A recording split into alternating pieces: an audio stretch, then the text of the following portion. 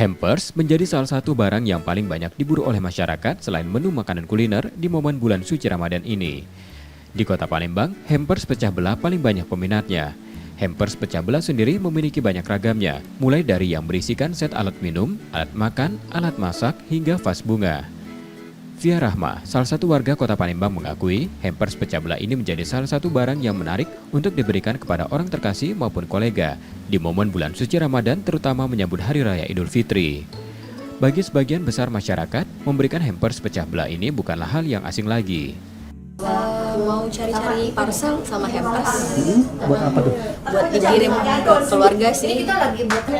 Di sini bagus-bagus, barangnya premium juga, terus harganya worth it lah.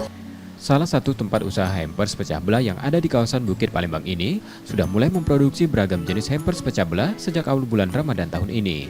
Pengusaha hampers pecah belah Yulianti mengakui, di awal Ramadan saja ia sudah menerima ratusan pesanan hampers pecah belah. Kalau pecah belah itu kita sebenarnya kalau kita di handmade ya, karena handmade karena ada beberapa yang kita impor dari China atau juga kita langsung ambil dari pabriknya. Tahun kemarin sih alhamdulillah ya 1000 item kita tembus kalau untuk tahun kemarin. Nah, mudah-mudahan tahun ini juga mungkin bisa lebih dari itu ya.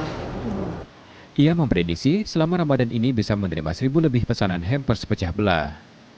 Untuk harganya sendiri, satu item hampers pecah belah ini dibanderol dengan harga bervariasi mulai dari yang termurah Rp65.000 hingga Rp1,8 juta.